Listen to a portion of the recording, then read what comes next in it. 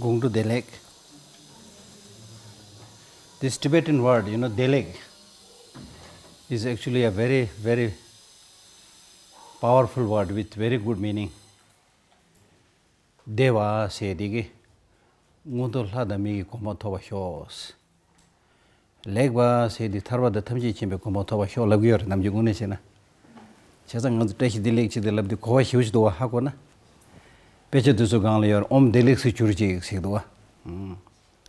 So this word Delek is it could have so many meanings, but one which is explained in one of Tsongkhapa's book is Delek. May you have well-being and goodness. So may you have well-being means may you achieve a good human rebirth or birth of a God, celestial being. May you have goodness means may you achieve liberation and enlightenment. Then of course superficially, ordinarily meaning may you be physically healthy, mentally healthy. See? So that's the thing, you see. We all want health. We all want wealth. We all want health, not only physical health but also mental health. Therefore I like this Tibetan word, Tudin. Tuba the things. Matuba the Mades took masas. Tuba means Tudin, the Tibetan term for health is Tudin. Tuba means something that is suitable to you. Ten means use, rely upon those which is suitable, which is supportive. So then, as I was saying, of course, if you eat poison, it is not suitable. Take medicine, it's suitable, you see. So similarly, in terms of Buddhist practice also, it's basically saying the same thing. We need not only physical health, but mental health. And mental health is much, much more important than physical health. In the sense that at the end of the day, it is the mind which controls us. And if your mind is disturbed, it's very difficult to get good physical health. If your mind is healthy, your perspective is good, then you will do the right thing. So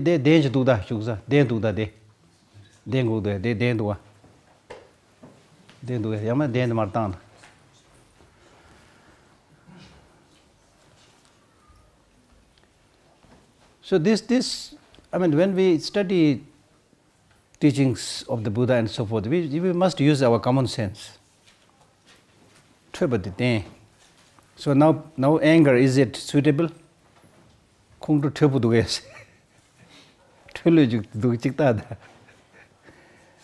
How suitable, how appropriate anger is, for example.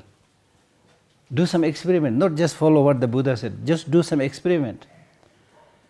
And I always tell people, there's nobody who right in the morning makes a motivation saying, today I will get angry. Nobody does have that motivation. That means they have some idea that anger is not good.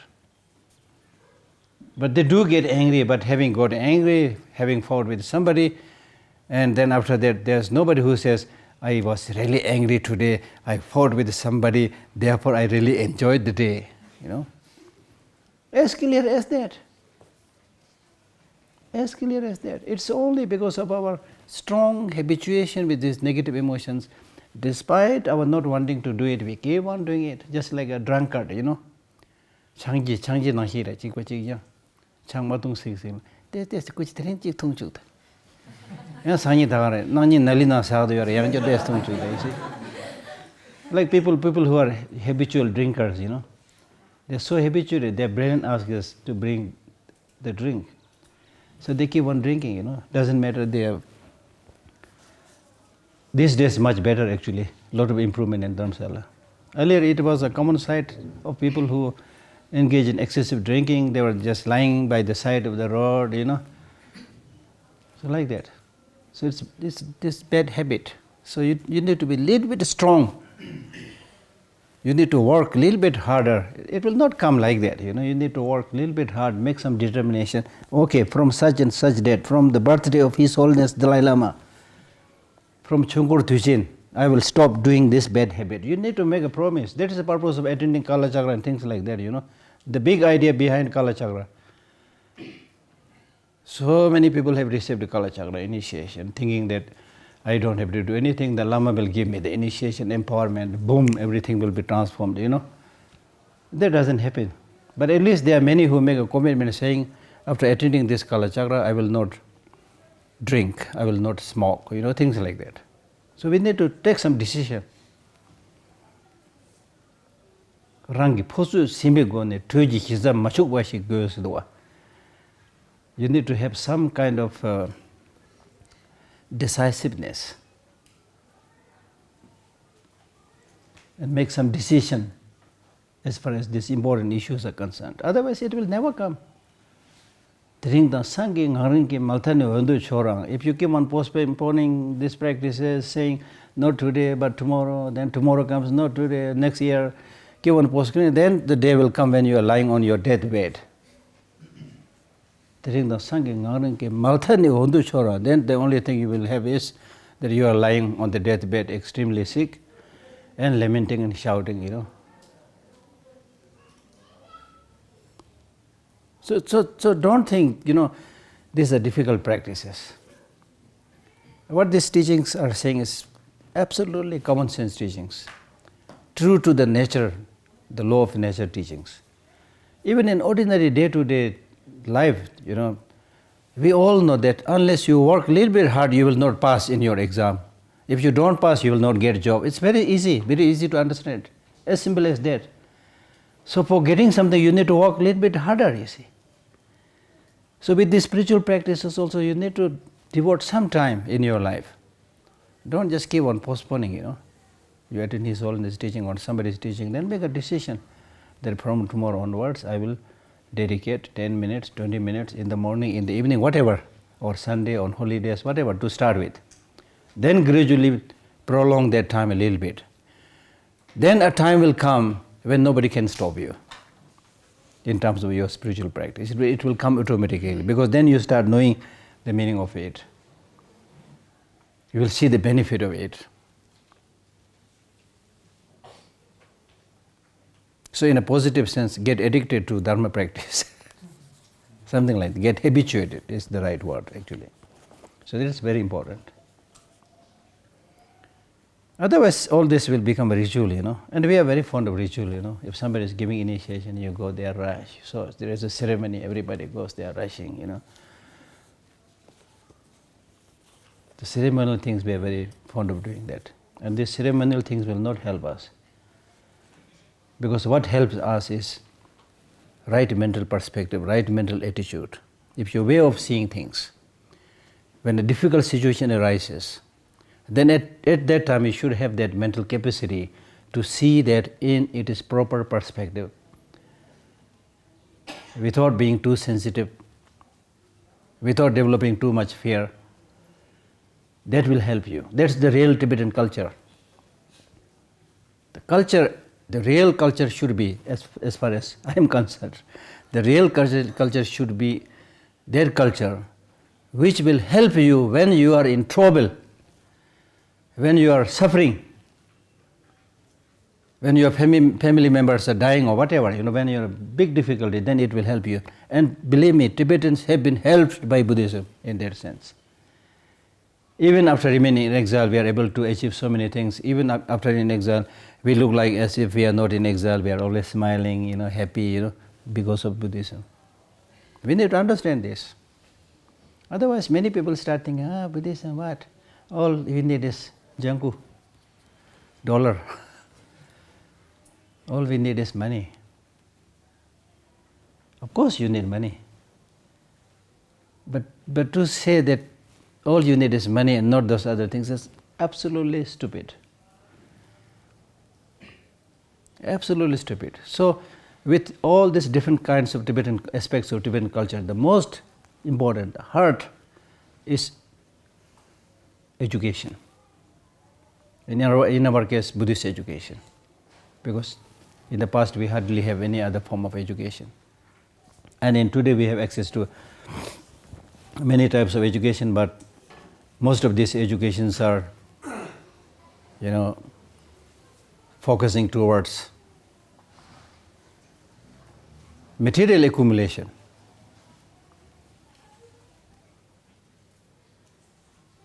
So therefore, that Tibetan education that comes from Buddhism is the most important aspect of our Tibetan culture, because at the time when you will get some problem, some difficulty, if you have that knowledge, that understanding, it will help you. And I met several people who told me that when the husband died or a wife died, living a very good family, then some of them told me, Geshe-la, if I had not attended the Buddhist teachings, if I didn't have a little bit of understanding, I could have committed suicide. People told me, you see. And because of that understanding, it saved them. That's what I'm saying. Like, for example, like eating pork, it's also Tibetan culture. Of course, it's important. It's good for your health, But when you are suffering a tragedy, big problem, then can you say, oh, you have big problem, eat pork? The thing marwa. Yamana khabro chik thab da selam tandu khungdo se nyeng yoro. Me phage kange chmoy do tandu he thawlam na khungdo se nyeng yoro. So I'm not looking down upon any aspects of Tibetan culture, but all I'm saying is, of course, these external expressions in different forms are needed to also. And in fact, if you look carefully, all the different aspects of Tibetan culture, they are all based on the Buddha's teaching. Compassion, love, whether it's Dögar, whether it's, Darikpa, Sorikpa, Sovarikpa, Nangdonrikpa, Semarikpa, Sama, everything is oriented towards benefiting others.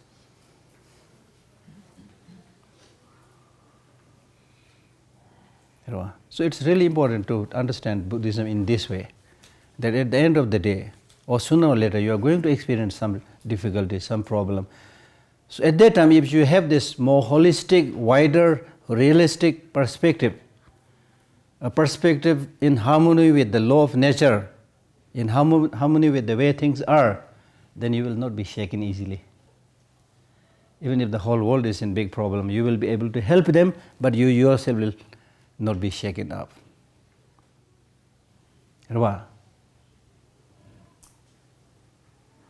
see? That's important. Like His Holiness, look at His Holiness Dalai Lama.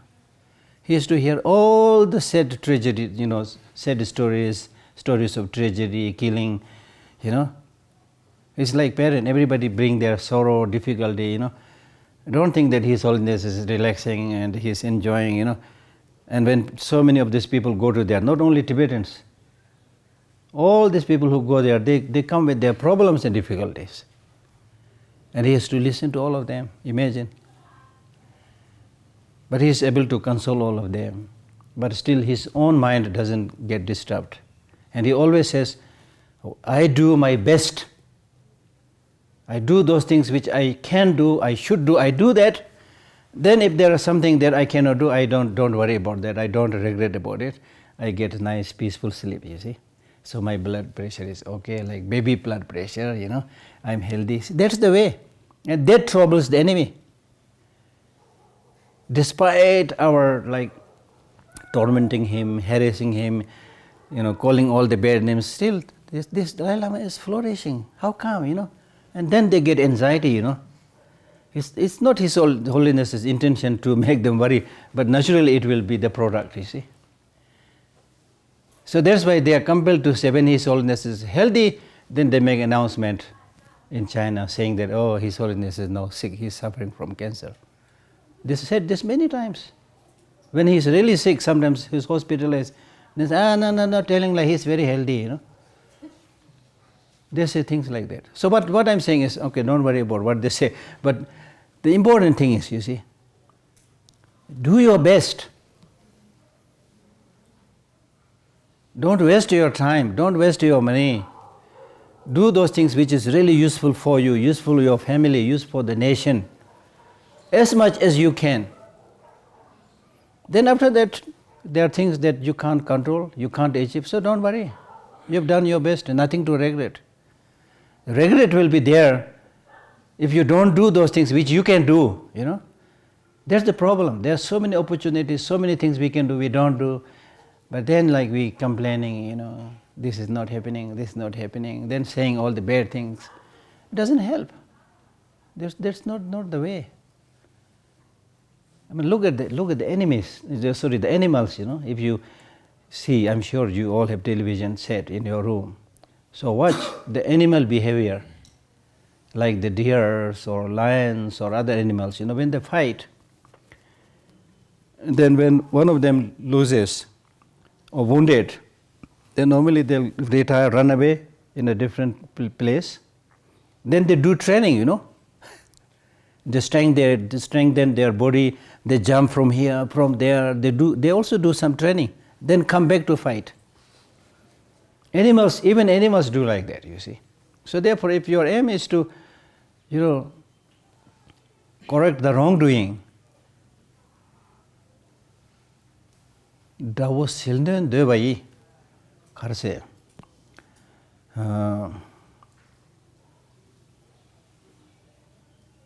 There's a beautiful verse by Nagarjuna. That means basically that verse says, if you want to overpower the enemy, vanquish the enemy, you should strengthen yourself in terms of education, in terms of wealth. Naturally, the enemy will come to the negotiation table. If you yourself is not very strong, and then you talk about, okay, let us have negotiation dialogue, we are ready. They'll never do that. Because they think, what I'm going to get from them. They are not strong enough to trouble me, worry me, So that's the thing, see. Yeah, dawo silnön de baye danye yönden ji töji. Nösem ngembe chishik cha thene dawno dalami silawre. Dawo silnön de baye da dikhapte cha na silnön meba sogo do na soso yönden yarpar gures. Danye yönden ji töji. Yönden yarpar gur ma do yönden ma jama chene phajo dil samban nakbo chene nösem ngembe chishik cha karpen dogres. Nösem ngemba chene thene dawno dalami. Penang tu den som kung to hiu sa jemi kor dong sa den la boxing hiu aje hiu ngar ga chena ta ngam tu dong jong den kung to san jemi bom bu so coffee tong cha tong lo nyen te chi phyan de de ji ra phage de no mu do a dire ta sa nang cho se de yak po chen go chen du tu se go ra no mu do a cha so so no do a de kung to sa dong jong ro ma ji ba cha ro kung to sa na. So Nagarjuna, in this beautiful verse he says, if you want to overpower the enemy, you should abreast yourself with knowledge, with education. Ill will, harmful intention towards the enemy is of no use, because this will harm you, not the enemy. So I was telling them, like, for example, if we all get very angry with the wrongdoings by the Chinese leaders and things like that, then we, get all angry, bang the table and things like that, We are upset, we are disturbed, we are suffering here. But the Chinese leaders maybe enjoying a nice cup of tea and coffee and watching a movie, you see. It doesn't harm others. So even if you want to get those things that you want, you need to strengthen yourself in terms of education, in terms of wealth. So that is the thing we need to focus. So therefore, one that really obstructs in achieving all this is the afflictive emotions inside. Nang liye be nyomo mo tesores. Right? Ta kawale sangado. Yeah, verse number 25, right? Verse number 25. So, while explaining a little bit about verse number 5, I've explained to you earlier that if you, without hesitation, if you keep on cultivating these negative afflictive emotions, then you will be born in a negative state of existence. Ngensung ngendo chigres labi di hinang sawo chemagi yon di chi di men me che de marda kanje dug dogre se orda dug dogre wada leka dugja shukchemo jena dugja shukchemo nyangre wada de se gor ngendo se na khode wala na rwa tima do yan de samlo ma ko na ngensung se phage je yo debe soro je ni delen dogre labna ya yi chig mar walam sa. So then if my body blazes for a long time, for example, if you are born in a hot hell, and if your body is burnt for a long time in the unbearable flames of hell, inevitably my mind will be tormented, of course, by the fires of unendurable remorse. So right now we are not able to undergo even a small minor hardship. Even the bite of a mosquito we are not able to tolerate. So now imagine, will you be able to tolerate such a situation if you are cooked alive, if you are burnt alive? I mean, even if there is no like physical realm, but still because of your own doing, there will be hell in your mind. As I said yesterday, that sometimes when you encounter great difficulty, then you say, I am now in hell these days, you see. It will happen. It will happen. It is your mind. Your mind creates heaven, your mind creates hell. When your mind is enjoying, then even 1 year goes like this. You are happy, you know. The day goes like this. When you are suffering, even 1 minute, even 1 hour, even 1 minute is very long. You keep on watching, you know. Like the first 1 hour of my talk, maybe okay. But if I get very enthusiastic saying that, oh, Dharma practice is so important, you need to spend some time, so today we are going to sit here for 10 hours, you know. Then forget about 10 hours. When we finish around 2 hours, then everybody will be like that, you know. Then you will feel that the time is now long, very long, you see. Oh, still, you know, so the watch is hardly moving then. It looks like that, you see. So that clearly shows it's the state of your mind. How is the state of your mind? So therefore, if we continue to work for other people, do something constructive, you know, then you will live longer, you will be healthier. Recently, during His Holiness' visit to Australia, and His Holiness in fact said, this is something that I heard for the first time. Some, you know, people who are serving very sick and poor people, you know, things like that. And that person who was helping, he said that since I've, you know, volunteered and helped so many sick people, I become healthier.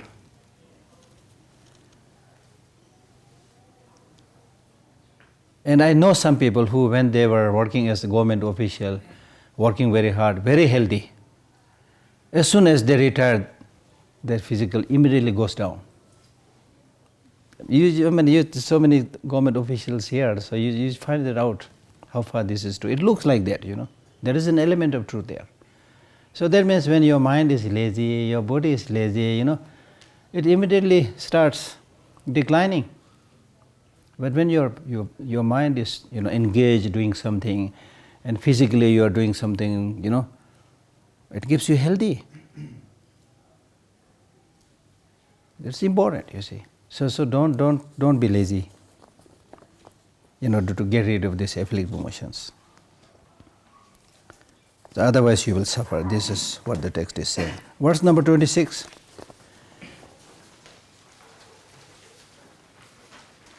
Now, having found this precious human life, if you don't make a move, if you don't make an attempt to reduce these afflictive emotions, then it's similar like as if you have no mind.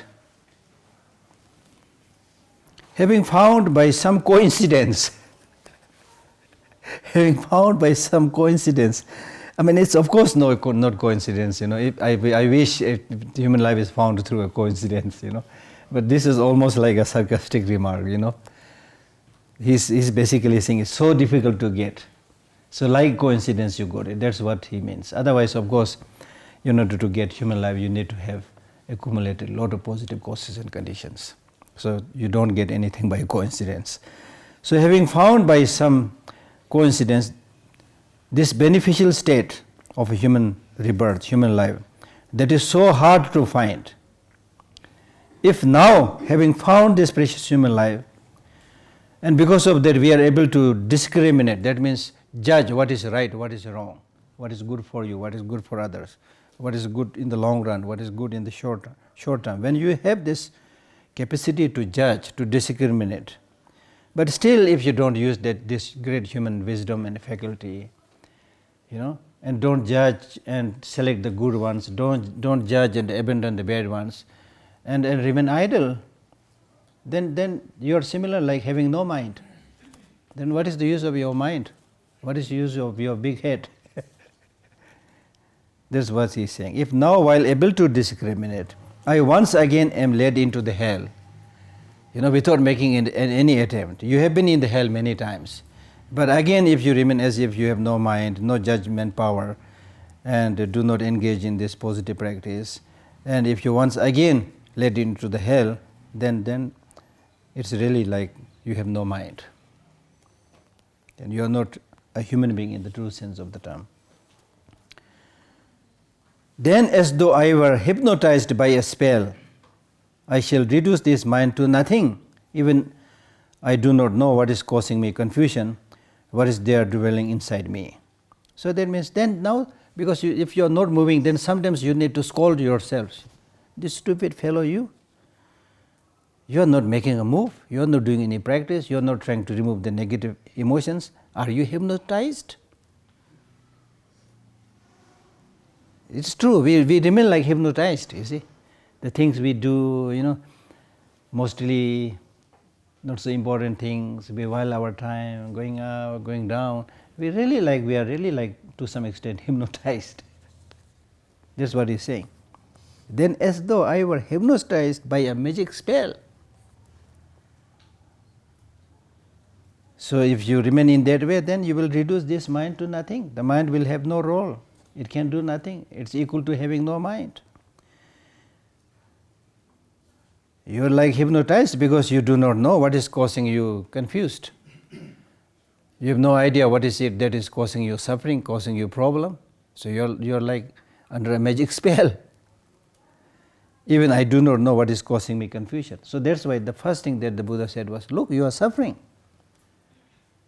After his enlightenment, after his great enlightenment, the first teaching that the Buddha gave us on the Four Noble Truths, where he was saying, look, you are suffering. And look, we all do not want suffering. So don't sit there like a hypnotized person. Get up and go and see what are the causes of those sufferings. If there are no causes for the sufferings, then okay, we have to suffer, there's nothing we can do. But look, there is a cause for the suffering. The cause is afflictive emotions, the cause is ignorance. So since there is a cause of these sufferings, don't just sit there complaining.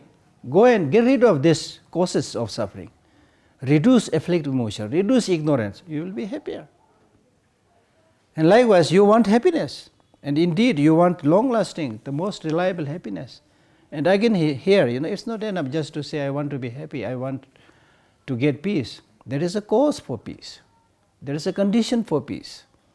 So recognize those causes and conditions and cultivate them, you will be happy. It will come automatically. Give me a due condition, grace. If you don't cook, what will you eat? If you say, I'm going to enjoy really nice food and keep on lying, without even getting up, chopping the vegetables and not cooking, how will you get a good food?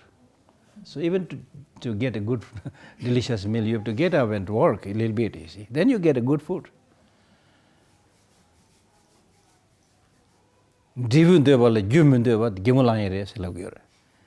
You want a big fruit, nice result, but doing nothing, how will you get that nice fruit? How will you get your freedom? How will you get your independence? If you don't do, you see. Do you think it's only His Holiness Dalai Lama? Few officials can do that? No. All of us have to do in our own way. Then you will get. And that also, Niri Sejam Mesa, Sundu some Lamatani, Kebe Compound, Hyasum Loze, Jimmy Ingwesher, Tendatilla, Chiam Minjung, Sumba Chu Jundu Tenhi, Jekundang Suwana. And with regard to doing also, for example, in the case of spiritual practice, for the first few days when you start hearing the teaching, you get so excited that you even postpone your food. But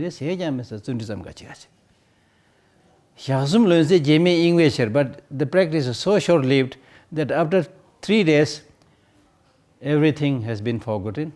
And which will happen? from after tomorrow. I'm joking. Shaksum learns the jeme, jane any English here, sir. Then everything is forgotten. Then you will be distracted. So next, the major big sin is to remain hypnotized and to get distracted here, there, going up, going down. Because everybody is going up, I go up. Because everybody is going down, I go down, you know. That's the way.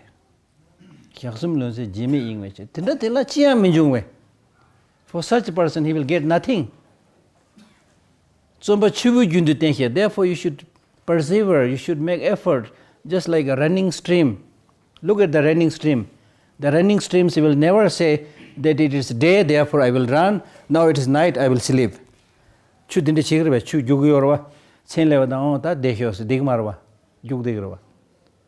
like running stream, you know. Even if you are unable to practice 24 hours, but it basically means that you should continue the practice.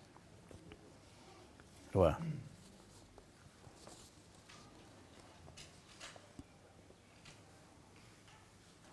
So if you don't do this, then if you remain confused, not knowing the cause of the problem, cause of happiness, keep on complaining, you will get nothing. So you are so shocked and surprised to yourself that you are not moving, you are not doing anything. So therefore now you are deriding yourself, asking yourself, what is there dwelling inside me? Is there a ghost that is obstructing me to all this? Not engaging in practice, engaging in accumulating negative emotions. What is it that is there inside me? Of course, what is there inside you is self-cherishing attitude and self-grasping. The worst enemies, the ringleader of all the negative emotions are self-cherishing attitude and self-grasping mind. Now these two ringleaders, the bosses of negative emotions, they are already there. They have already captured your headquarters of the mind.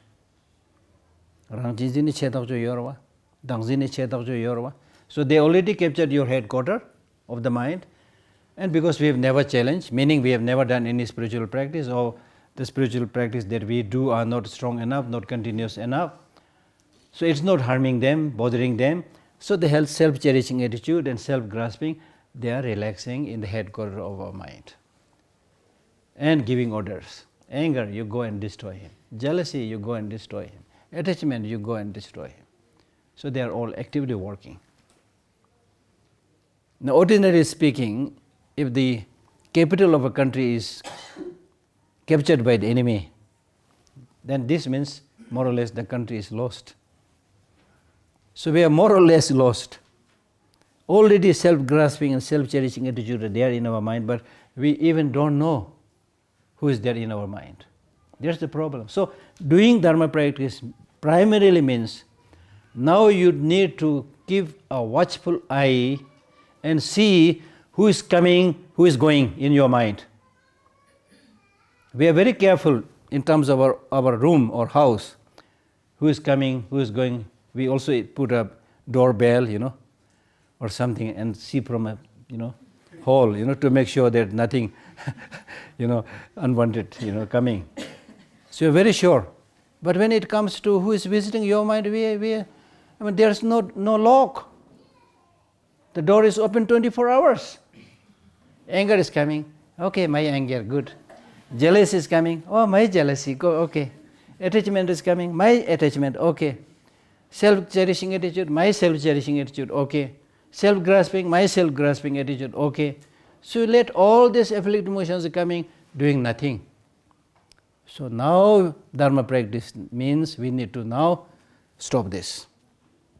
Now if anger is coming, you need to say, Mr. Anger, I know who you are. Long at last I know who you are. Earlier I did not have Dharma knowledge, nobody taught me, so I thought my anger was good.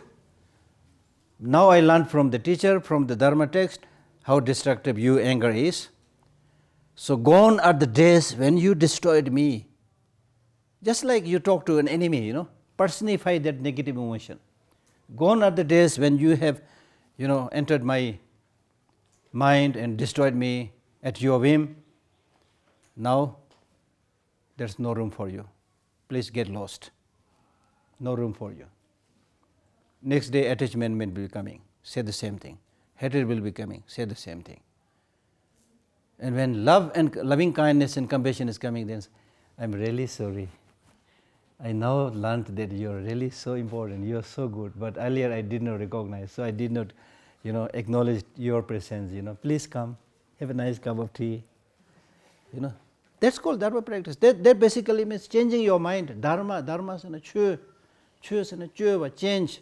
Change your mind from the negative to the positive. If you are doing that, you are a good dharma practitioner. If you are not doing that, doesn't matter that you have the first degree geshe. Wearing monk's robe doesn't really matter. You are not good dharma practitioner.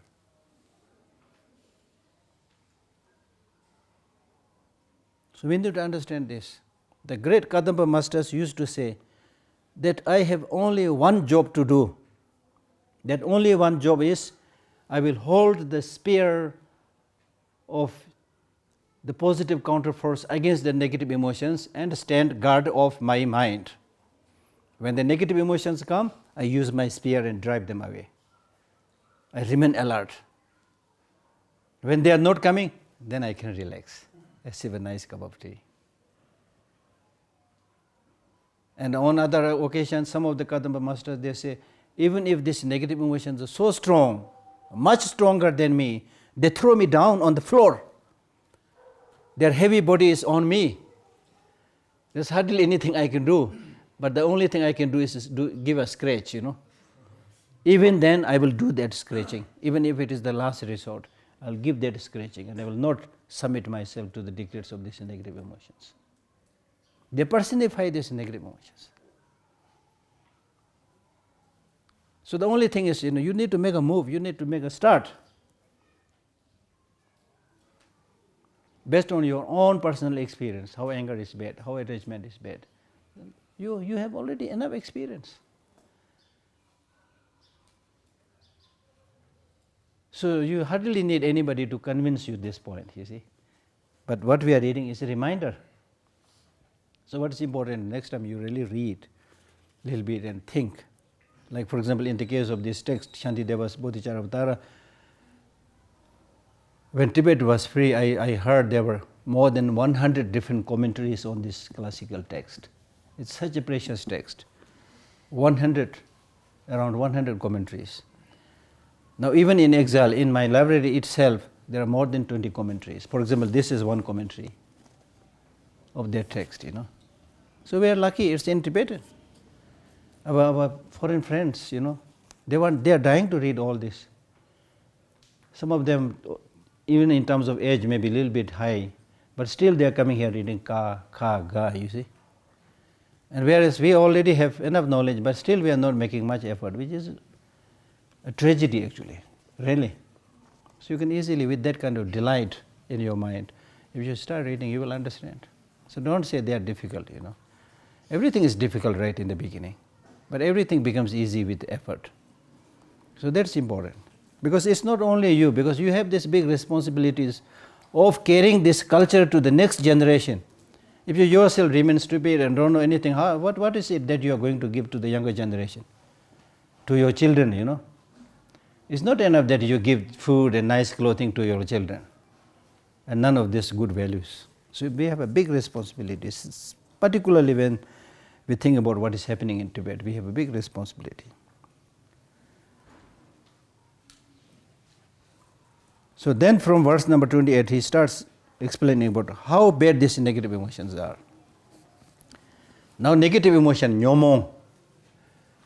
Negative emotions are those emotions which when arises in your mind, makes your mind disturbed and agitated. So it's very clear, you don't want to remain agitated, disturbed and turbulent, and that is what these afflictive emotions do. When negative emotions arise,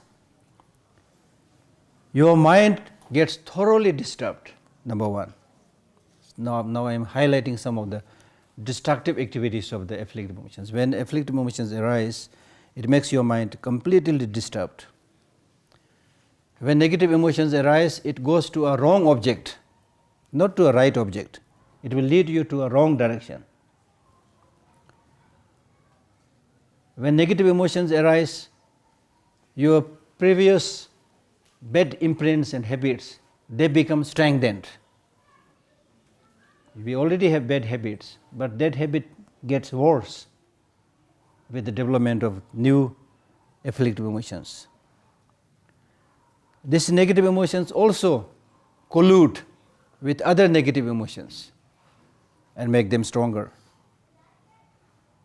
Negative emotions harm you. Negative emotions harm others. Great harm, not small harm, great harm. Negative emotions harm you in this life and harms you in the future lives. Negative emotions produce all kinds of sufferings. Negative emotions make you experience unhappiness. Negative emotions make you take negative rebirth. Negative emotions take you further away from freedom, from liberation. Negative emotions contribute towards degeneration and declining of your positive deeds, good works. And even while you are born in the samsara, your mind will be filled with sadness, unhappiness, lack of joy, fear, discouragement, and bad name.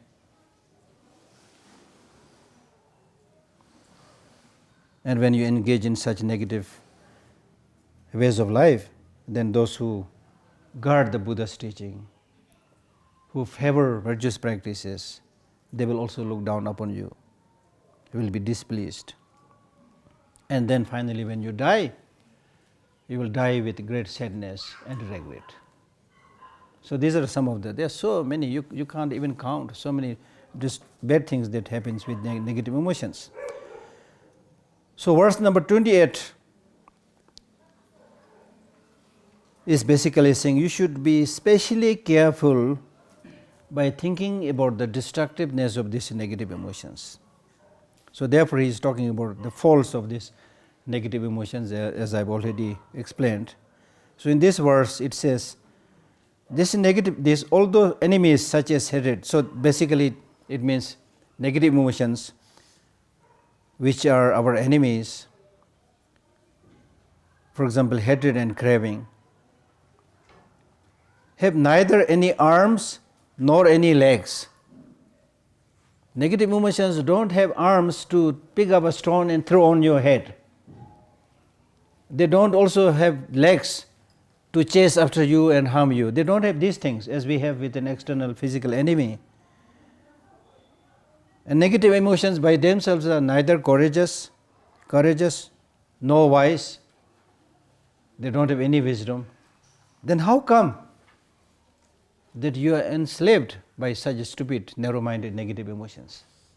Again, when you think from this way, you will be ashamed saying that I'm even more stupid than these stupid negative emotions, because these stupid negative emotions are able to cheat me, deceive me.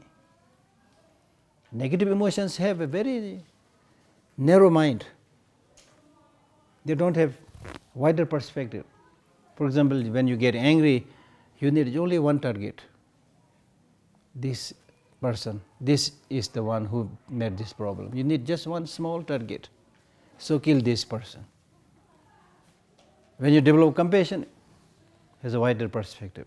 How nice if all sentient beings are without suffering. So that's the difference, So therefore, when these negative emotions arise, it is constricting and restricting and suffocating. And are neither courageous nor wise. How have I, like a slave, been used by them? Like a slave. We are slave of our mind. Our mind is predominantly stupid, negative, therefore we become slave to the negative emotions. So now therefore that what I was saying was, now just as you shut the door to anger, jealousy, hatred and so forth, and more importantly now you need to dethrone the self-cherishing attitude and self-grasping, who are the bosses of the negative emotions. New election must be held now. Two parties are fighting, the party of positive emotions and the party of negative emotions. Until now, the party of negative emotions got probably a landslide majority. So they have captured the headquarters.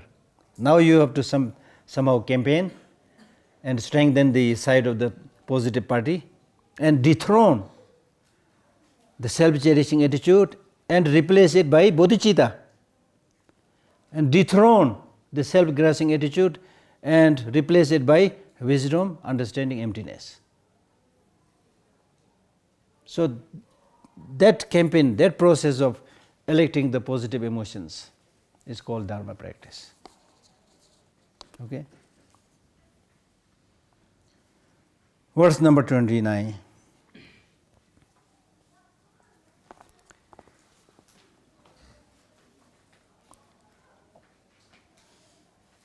Despite these negative emotions doing so many bad things to you, but still if you tolerate and be patient, then that is called wrong patience. So don't think that even if the negative emotions are harming me, I must be patient, because the Buddha said practice patience, If you do that kind of practice of patience, that is called misplaced patience, wrong patience. Nyingji kholo, sepa kholo mangpo yorda, be careful. Like for example, if somebody is undergoing a lot of hardship doing Dharma practice, doing a lot of 100,000 prostrations, things like that, then if you go there and say, Nyingje, kali hiu jao da nyingje kholo se di. So tizu tola na chamde khadang ro deo hama oje, phagi mi chuyo tonda kali jao dili nyingje lao, dili nyingje kholo se. See, nyingje kholo se. Misplaced compassion means that when you see somebody doing a very rigorous Dharma practice, doing 100,000 prostrations or whatever, and you who is doing nothing sees this fellow and says, Nyingje, how pity, he's undergoing so much hardship. Actually, you are the object of pity, because you are doing nothing, you are just with your mouth wide open, you are looking hither and thither, And so that is called wrong compassion, misplaced compassion. So similarly, there is misplaced or wrong patience, practice of patience. If somebody harms you, be patient. But when negative emotions are harming you, still if you remain patient, that is called wrong patience. So that's what is explained in the next verse. For while they dwell within my mind, number one, they are dwelling within your mind. Number two, not only they are within your mind, but they are treating you as they please. At their pleasure, they are harming you. You are not reacting, you are not reacting, you are not responding, you don't have any positive counter forces. So at their pleasure, they are harming you. Yet I patiently endure them without any anger. But this is an inappropriate and shameful time of patience. So this is wrong patience. Because if you remain in that way, then the harms you will get will be tremendous. Should even all the gods and demigods rise up against me as my enemies, they could not lead nor place me in the roaring fires of deepest hell. As I said earlier, that there is nobody who will catch hold of your hand and throw you into heaven. There is nobody who will catch hold of your leg and drag you into hell. Your happiness and your suffering is in your hand, as I said already. So similarly, here also it is saying that even if the gods and demigods and all conceivable people rise against you as your enemy, the maximum they can do is physically kill you. But none of them have these sentient beings have power to throw you into the hell. But these negative emotions, they have the power to throw you into the hell, unless you be very careful, unless you develop the positive counter forces. How powerful these negative emotions are. Yet the mighty foe, the negative emotions, these disturbing conceptions, in a moment can cast me amidst those flames of the hell, which when you meet with the flames of the hell, will cause not even the ashes of the king of mountain to remain. That means they will completely, just like probably to you, I told you last time, I visited this Hiroshima and Nagasaki, those places. So when the bombs were thrown, the heat of the radiation just melts the person. There were some areas where they say that the students were, school children were going to school, and then when the bombs were thrown, the kids just melted, and all you can see is just small kind of shadow, nothing, completely disappears and melts. So he is saying something like this here, they are so powerful, this fire of the hell, that they will turn into ashes even the king of mountains. And then in terms of how much they are harming, you see, all other enemies, physical enemies, they don't incapable, means that they don't have the capacity of remaining for such a length of time. For example, take the example of Mao Zedong. If we say Mao Zedong is our enemy, he is no more now. So there is no enemy that lasts so long like the negative emotions. However horrible they are, one day they will be killed by their own people, one day they die, things like that, the physical enemy.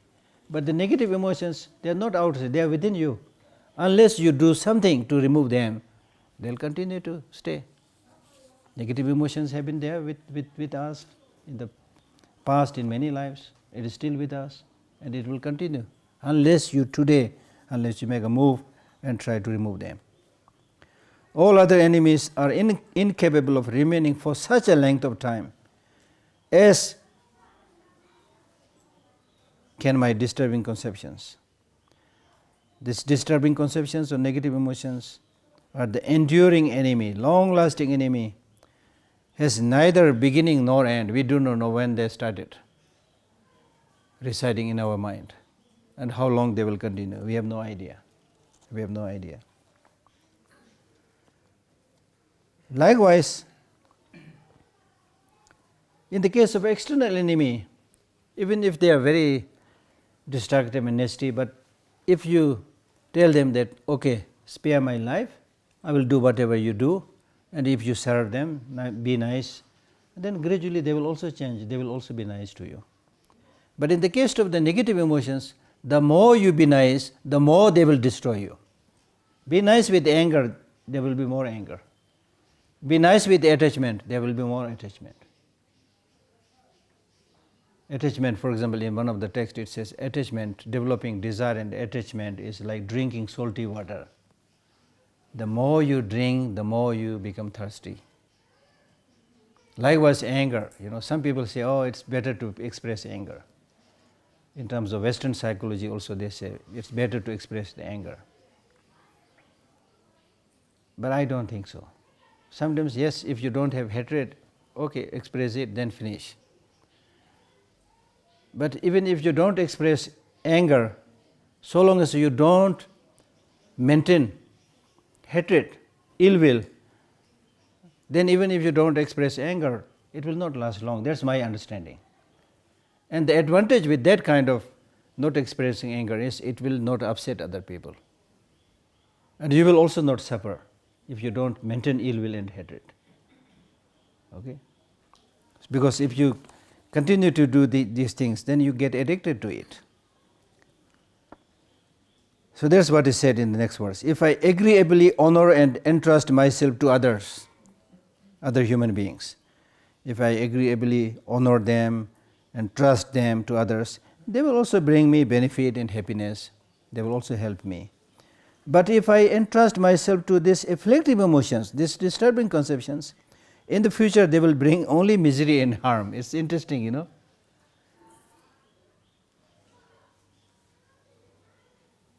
There's only one work, there's only one job for the negative emotions, no other work. In the case of other sentient beings like enemy. They may be very bad to you, but there is a purpose for them at least. The purpose may be wrong or right, but they have a purpose of doing that. But in the case of these negative emotions, they have no other purpose except ruining you. But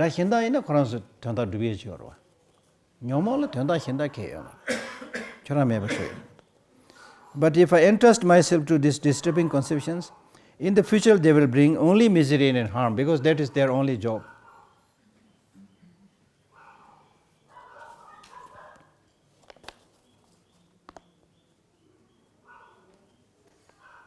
Next, verse number 34 is saying, the more you associate with these negative emotions, the more you will be deprived of happiness and peace. Just like associating with a very bad person. The more you associate with a bad person, the more you will suffer. The more you will associate and accompany a good person, the more you will be happier. So in the case of these negative emotions, while in cyclic existence, how can I be joyful and unafraid? Because you are under the control of afflictive emotions. So you cannot be joyful, because you are associating with the negative emotions. So how can you remain fearless? If in my heart I readily prepare a place for this incessant enemy of long duration, because you are so weak that you have given a place in your heart, in your head, for the negative emotions, as I said already. And they brought all their belongings and they built their nest there, sitting there. How can you be happy? The abu shudu adi pedi. Penang onzo samlo tonda dada wachi yona. Susu chuni migasajik susu shal shos dena. En kibu yungruwe. Koyagi nagdori dede yona. Yungudo susu magaji chungna pe kibu me hiu chagdo. Oh, tati samlo tang. Khungro dan doja doso nagyori yagi dede yona.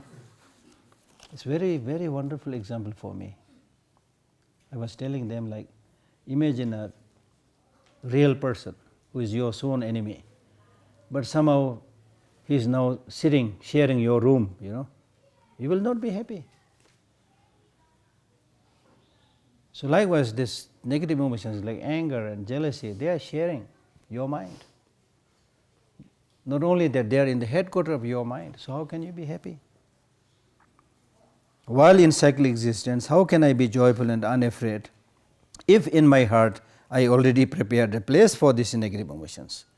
These negative emotions which are ceaseless, incessant means they are ceaseless. They never come to an end by itself.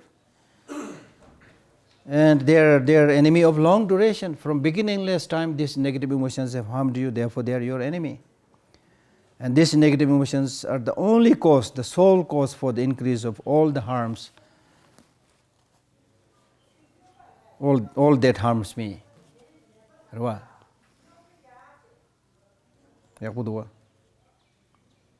So I stop here. Do you have one or two questions?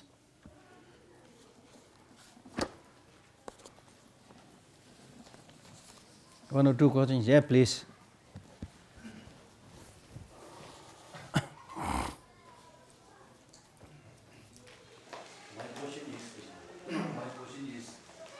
Any field, whether it is modern education or traditional education, we can apply the threefold practice of hearing, contemplation, and meditation. Yeah. So, especially in Buddhism, it is very essential to have these three qualities together. But regarding to hearing, we have much problem because we have a lot of opportunity to attend His Holiness teaching, teaching, and other scholar talks. Yeah. And we have a lot of library facility and facilities. Yeah. But for me, it's really lacking and stuck in the second two parts. Exactly. The contemplation and meditation. Yeah. So actually, Geshe-la already explained a little bit about that. Yeah. But I really keen to practice these two parts. Very good. So I beseech you to kindly give some instruction and tips how to practice these two parts with examples. Because day before yesterday, Geshe-la gave me a very wonderful example of stingy Geshe-la. Yeah.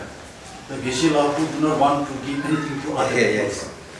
So before he start the actual practice of the generosity, Yeah. he picks something and then give right to that. So this sort of Yeah. example is Yeah. very, very effective and beneficial to us if you give some examples. So he is actually expecting push button enlightenment.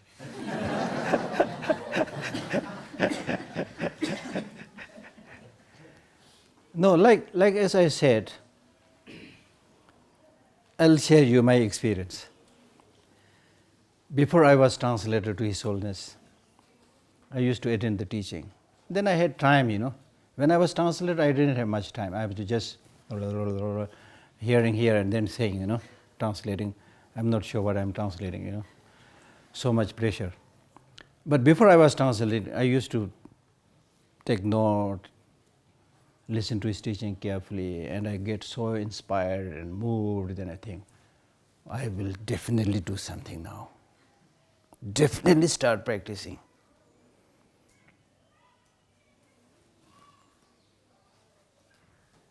You know how long that inspiration lasts? Until to the door of the temple. I'm telling you, this is something that you all experience. When I reach to the door, teaching finishes, then going out, reach near the door, and join with all other people pushing and pulling. It's almost like saying, welcome back to the familiar world, Forget about these big teachings, enjoy, kind of. You completely get carried away by that ordinariness. That's the difficulty. So therefore you need to have, number one, you need to have little bit planning and decision. Planning. In your calendar you put something, okay, from this date onwards, I will spend this much time, whatever amount you can afford. At least dedicate some portion of your time that I'll start reading this text. If I do not understand, there are so many geshes here, I will not, be shy. I'll approach them, ask them questions. You have to do that. Otherwise, if you say, that's not your problem.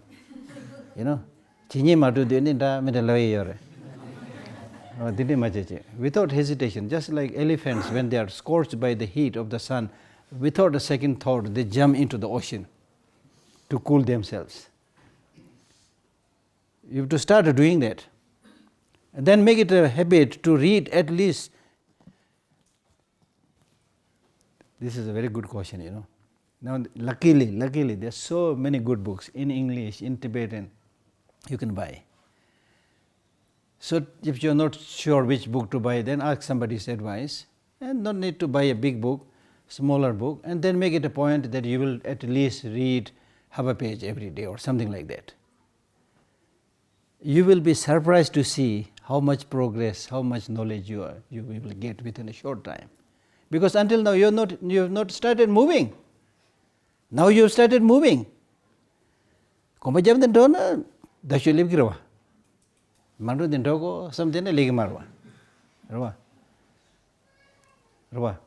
That's one. Number two, like when, for example, when we study, when we go to war, we need certain facilities. We need a gun or sword or something to eat, sleeping bag, things like that. This must be prepared because this will then inspire you. Like this cloth, why you wear this, this will inspire you, this will remind you that, okay, you have a responsibility, you have a task. Army has army uniform, monks have monks uniform, even the bearers, they have their uniform. The uniforms are there to tell you that, okay, you belong to this group doing this kind of job, that's all. So like that, if you are a student, make sure you have the needed good books. Make sure that you have the pen and pencil and dictionary and things like that. You neither have good pen nor have good dictionary. I want to study, but You have nothing, you know. And then if your room is little bit spacious enough, then make a small area in the room. For a student, one chair, one table, you know, and some dictionaries and something, which is inviting, which is really waiting there, saying, come, come, please sit at least few minutes, you know. You want to run away, but the tables and chairs will tell you, come, come, beg, sit. You see? For the Buddhist practice also we say, nekang chedor chela, kusung thukji ten tramba, you know. They'll remind you, they'll say, come, come, you see. So similarly, if you want to study Buddhism, meditate, if you have some space, then it will be useful to prepare a small meditation seat, you know. Altar, almost all of you have altar. If you don't have an altar, then make sure that you at least have Buddha's image, a small text like Heart Sutra, something like that. You must have this. Many younger generations now don't do this, which is very bad, actually. Because when the gradually elderly people will go, then you will be like any modern people having nothing. Really, honestly speaking. So you need to start doing those things, which will create an environment for you. If there's a nice image of the Buddha, it will inspire you to do some prostration, to make some offering, something like that. So prepare, make a plan, put it in your schedule, and then check constantly.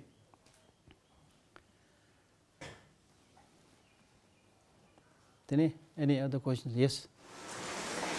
Yesterday, Geshe-la mentioned very difficult to obtain the pressure lives. Yeah. So, how should we encourage and stop such immolation? Self-immolation. By perspective of Buddhism? Good question, but difficult question. Because even His Holiness cannot and could not say stop self-immolation. It's easy for us to show our concern and worry, but at the same time we cannot ignore their sacrifice. We cannot ignore the situation they are facing. Because they are living under such a difficult situation where there's no other way to express their problem, their difficulty. If you voice and say something again, you will be imprisoned, you will be tortured, you see. That's the communist system, you see. Whether they today call themselves communist or not, but they still practice the hardcore communist practice. So the communist system and practice is that you just blindly, stubbornly follow the one-party political system. If the one-party political system says north is east, you have to say east. South is west, you have to say west. They point toward the south and say, this is west, you have to say, yes sir, this is west. That's the situation, you see. Very difficult situation. So that's what they are doing. Otherwise, who will enjoy killing themselves, you see? Nobody wants to even prick a needle, you see. But they are under such a difficult situation that that's the last thing that they can do. And then look, you know, it's easy for us to say that, oh, you Tibetans stop that. And some people even go to the extent of saying that, isn't this violence? Some people, some journalists, others came to ask this question to me. I was furious actually. I told them, don't talk about this, you know, stupid way of dealing things in a luxurious fashion, you know. Out of total hopelessness, desperation, people are sacrificing themselves. And then you are comfortable saying, is this violence, non-violence, you know. Even if you are talking about violence and non-violence, the ordinary meaning of non-violence is, violence is not harming others. They are not harming. They are harming themselves, not harming others. Even when they have the courage to kill themselves, they are not killing others. Why don't you, applaud and praise this? Why is the international community not coming forward and making a loud, clear voice and support for this kind of sacrifice? You see? So therefore it's a very difficult situation. As I said, there's nothing else they can do. That's the problem. While of course we expect that nothing like that happens, we pray. Of course we're very sad, and we don't want this to continue. But how can you stop them? And this is basically saying, how can you, and His Holiness has very clearly said that the problem with the Chinese leadership is that they have mouth and no ear. They're saying, do this, do that, they give order, they want to be the biggest country, most powerful country, they give orders to not only Tibetans but to everybody. They bully, exploit everybody, and they don't listen to any, even human right, they say, human right, this international standard of human right is different, This is based on Western culture. Asian culture is different, so concept of human right should be different, They're not listening to anybody. So that's the problem. But because they have the population, with them you can do the business, so the Chinese leaders get red carpet. That's the tragedy of the modern world, That's the ethical value of the modern leaders. Everybody is worried about doing business. And of course, there are other problems also. Yeah. Any other question? Yeah. Is taming of the mind same as training of mind? Training, yeah. Training and taming, same, yeah. Taming the monkey mind, we call it.